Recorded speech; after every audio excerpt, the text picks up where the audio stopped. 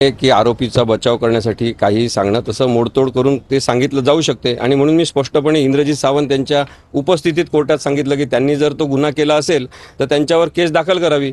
Offence register करावा, पण त्याचं कारण देऊन त्याला जामीन द्यावा असं म्हणणं होऊ शकत नाही, कारण की ही पूर्णपणे वेगळी केस आहे जी प्रशांत कोरटकरची आहे आणि ती पूर्ण वेगळी केस होऊ शकते। दुसरा मुद्दा त्यातला लक्षात घेतला पाहिजे की यांना रात्री जागून त्याच्यावर व्यथित होऊन विचार करण्याची गरज काय होती,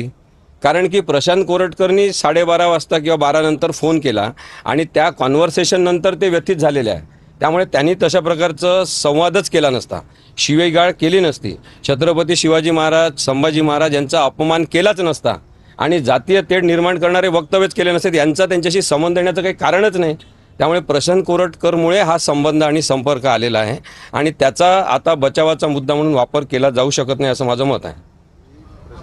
जेलमध्येच सुरक्षित आहे असं देखील म्हटलं आहे, एकंदरीत कशा पद्धतीने ती सुरक्षित जेलमध्ये याच मुद्द्यावरून सौरभ घाग देखील त्या ठिकाणी संतापलेले पाहायला आक्षेप घेतला। तेव्हा कोणी केव्हा संतापतात, जेव्हा एखादा अत्यंत महत्त्वाचा मुद्दा मांडण्यात येतो आणि तो आता आपल्या विरुद्ध पूर्णपणे आहे, आता काहीच बचाव नाही असं जेव्हा दिसते तेव्हा कोणी माणूस संतापणं हे साहजिक आहे। मी माझ्या मनाने काही बोलत नव्हतो, जो घटनाक्रम आणि वस्तुस्थिती बाहेर घडलेली आहे ती मी सांगत होतो। मी कोणती खोटी गोष्ट सांगत असेल तर त्यांनी चिडणं साहजिक आहे, परंतु इथे प्रशांत कोरटकरवर चिल्लर फेकण्यात आली की नाही, इथे कोणीतरी त्यांना कोल्हापुरी चप्पल मारण्याचा प्रयत्न केला की नाही, इथे एका वकिलांनी प्रक्षुब्ध होऊन प्रशांत कोरटकरवर हल्ला केला की नाही, या सगळ्या जर वस्तुस्थिती असतील तर प्रशांत कोरटकर यांनी जेलमध्ये राहणं हे सुरक्षित आहे हे मी कशाच्या आधारे म्हणालो। जस्टिस कृष्णा अय्यर जेव्हा न्यायाधीश होते तेव्हा त्यांनी आरोपीला बेल देण्याच्या संदर्भात ज्या मार्गदर्शक सूचना केल्या होत्या त्याच्यामधली एक सूचना ही आहे की जर आरोपीचं वास्तव्य